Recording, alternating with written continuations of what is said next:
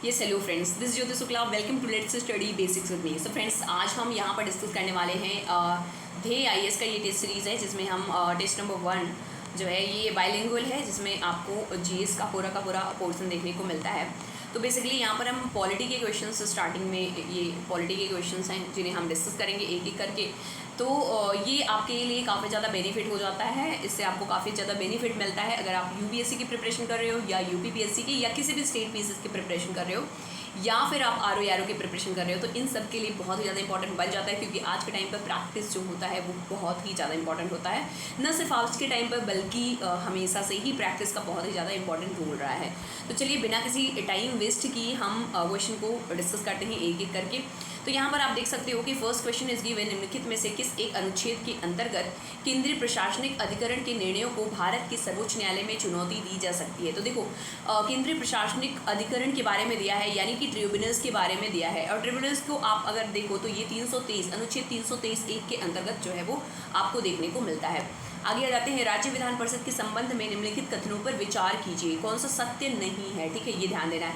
ये एक स्थायी सदन है, तो बिल्कुल ये एक स्थायी सदन है, इसको भंग नहीं किया जा सकता। जिस तरीके से हम राज्यसभा को भंग नहीं कर सकते, अच्छा इसको भंग नहीं कर सकते, लेकिन इसको विघटित किया जा सकता है।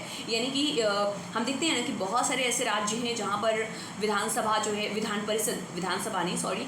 परिषद जो होता है वो आपका बनाया भी जा सकता है और उसको विघटित भी किया जा सकता है संसद के द्वारा।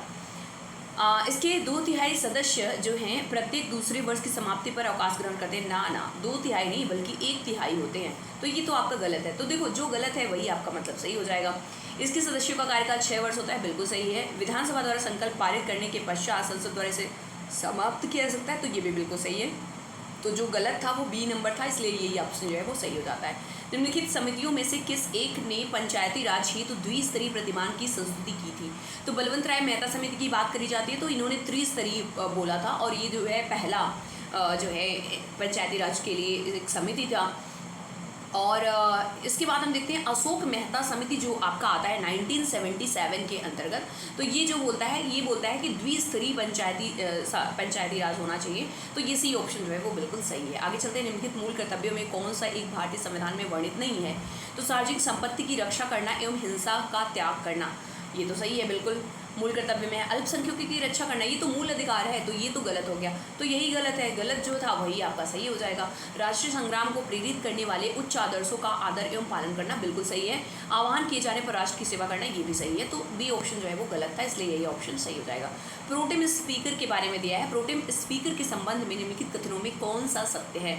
नवनिर्वाचित लोकसभा के वरिष्ठतम सदस्यों में से एक को सामान्यतः प्रोटेम स्पीकर नियुक्त किया जाता है, बिल्कुल सही है।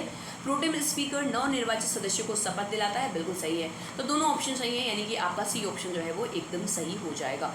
नेक्स्ट है, किस अनुच्छेद के अंतर्गत एक विशेष उपबंध किया गया है कि गोवा राज्य की विधान सभा में कम से कम 30 सदस्य होंगे। देखो, आपको पता होना चाहिए, जो धारा 370 और 371 जैसे कि हम देखते हैं जम्मू कश्मीर का 370 जो है उसको हटा दिया गया। तो ये ऐसे अनुबंध हैं, ये ऐसे आर्टिकल्स हैं जिनको आने वाले समय में जो है इनको हटाया भी जा सकता है। तो इनके लिए जो है ये जो है उपबंध किया गया है, ये विशेष उपबंध जो किया है वो अनुच्छेद 371 के अंतर्गत आता है। अनुच्छेद 371 में बहुत सारे मतलब ऐसे ही ABCDEFGHI करके हैं, तो इनको थोड़ा सा एक बार आप जरूर देख लेंगे। नेक्स्ट, निम्नलिखित कथन में से एक जो है कथन और कारण को पढ़ना है। कथन है, उपराष्ट्रपति के निर्वाचन में संसद के मनोनीत सदस्य भाग नहीं लेते, किंतु राज्य के विधानसभा सदस्य भाग लेते हैं। ये गलत है भाई, तो ये तो आपका गलत हो गया। दूसरा देखो, कारण क्या है, राज्य विधान परिषद के सदस्य राष्ट्रपति या उपराष्ट्रपति के निर्वाचन में भाग नहीं लेते। किसके, राज्य विधान परिषद के, तो बिल्कुल सही है। तो यहाँ पर एक गलत है, आर सही है। देखो कहाँ पे है, ए गलत है और आर सही है, ये ऑप्शन जो है वो सही हो जाएगा। नेक्स्ट है, कृषि सहकारिता और उद्योग के लिए एक अखिल भारतीय सेवा का गठन करने की सिफारिश निम्न में से किसके द्वारा की गई थी। तो ये अगर आप देखो तो सरकारी आयोग, राजमन्नार आयोग, पूंजी आयोग, प्रशासनिक सुधार आयोग, इन सभी ऑप्शन में से अगर आप देखोगे तो आपका बी ऑप्शन जो है वो बिल्कुल सही हो जाता है, सरकारी आयोग, जो कि 1983 में बना था। आगे चलते हैं, भारतीय संविधान के भाग 4 में वर्णित प्रावधानों के संबंध में कौन सा कथन सत्य है? इस भाग के प्रावधान किसी भी न्यायालय में प्रवर्तनीय नहीं है। बिल्कुल सही है। देखो, भाग 3 मूल अधिकार होता है, लेकिन भाग 4 जो है वो नीति निर्देशक तत्व है। और जो नीति निर्देशक तत्व है जिसको हम डीपीएसपी बोलते हैं, क्या डीपीएसपी को जो है न्यायालय से प्रवर्तनीय किया जा सकता है? नहीं, बिल्कुल नहीं।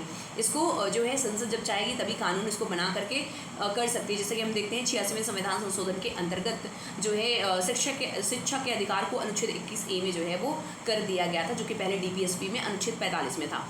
इस भाग के प्रावधान राष्ट्र के संचालन में मूलभूत है। बिल्कुल सही है कि वे राष्ट्र के संचालन में ये क्या करते हैं कि हमें मतलब गवर्नमेंट को एक डायरेक्शन देने का काम करते हैं। तो ये आपका दोनों ही सही है, यानी सी ऑप्शन जो है वो एकदम सही है।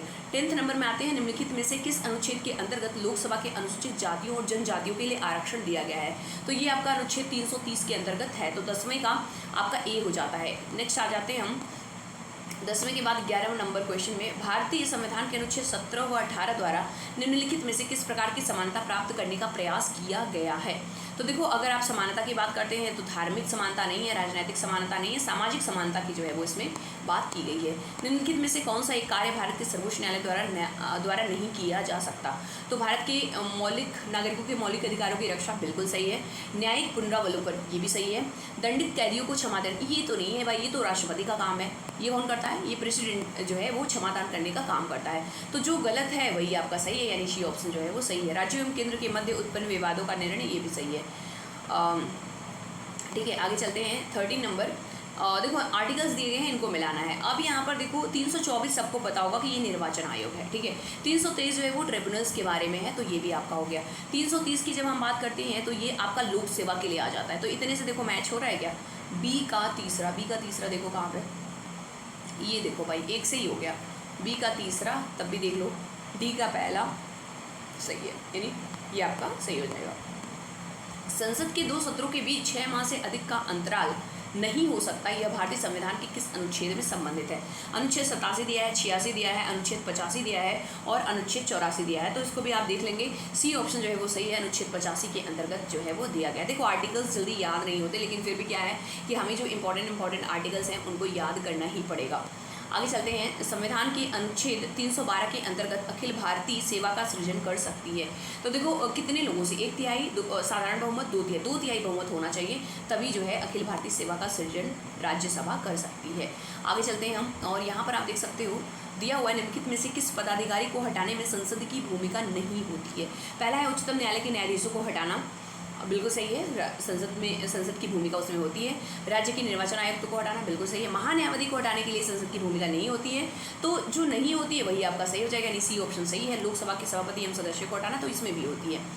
17 में आते हैं, निम्नलिखित कथनों पर विचार कीजिए। पेशवा बाजीराव द्वितीय वेलेजली की सहायक संधि को स्वीकार करने वाला प्रथम मराठा सरकार बना था, बिल्कुल सही है।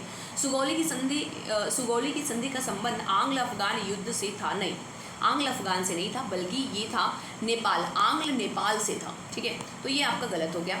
आगे देखो, सिक्किम का भारत में विलय लॉर्ड डलहौजी के काल में हुआ था, बिल्कुल सही है, यानी पहला और तीसरा ऑप्शन जो है वो सही है। आगे चलते हैं, निम्नलिखित में कौन सा कथन सही है? बहिष्कृत भारत महात्मा, ये कहाँ से भाई, पहला ही गलत है। बहिष्कृत भारत तो डॉक्टर अम्बेडकर जी का है, डॉक्टर भीमराव अम्बेडकर जी का, तो पहला ही गलत है। तो पहला गलत है, मतलब पहला ही सही है।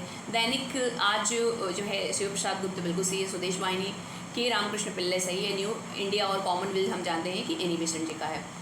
वर्ष 1902 में टॉमस रैली की अध्यक्षता में एक विश्वविद्यालय आयोग गठित किया गया, जिसमें भारतीय सदस्य के रूप में सम्मिलित थे। तो सैयद हुसैनी भी थे और जस्टिस गुरुदास बनर्जी भी थे, मतलब ए और बी ऑप्शन जो है वो सही हो जाएगा। 20 एंड लास्ट नंबर क्वेश्चन हम देखते हैं, निम्नलिखित में से किस अधिनियम द्वारा 7 वर्ष से कम उम्र के बच्चों के कारखाने में काम करने का प्रतिबंध आरोपित किया गया था? तो देखो, ये मुझे बहुत अच्छा लगता है। मुझे ही क्या, मतलब जितने भी गवर्नर जनरल आए उनमें से लॉर्ड रिपन जो था, लॉर्ड रिपन के समय में 1881 के समय में बहुत अच्छे काम होते। एल्बर्ट, आपने सुना होगा, एल्बर्ट विवाद जो है वो इन्हीं से संबंधित है, ठीक है। तो ये रहे टोटल ये 20 क्वेश्चन। हम आने वाले समय में बाकी के भी जो क्वेश्चंस हैं उनको भी हम एक एक करके जो है वो डिस्कस करेंगे। तो सारे क्वेश्चन को डिस्कस करेंगे, पर इससे पहले अगर हम ये 20 क्वेश्चन आपको समझ में आता है और अच्छा लगता है तो प्लीज़ ज़्यादा से ज़्यादा वीडियो को शेयर करिएगा।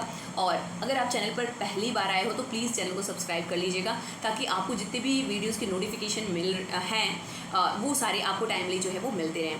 तो चलिए, मिलते किसी नए वीडियो में। Bye bye and take care.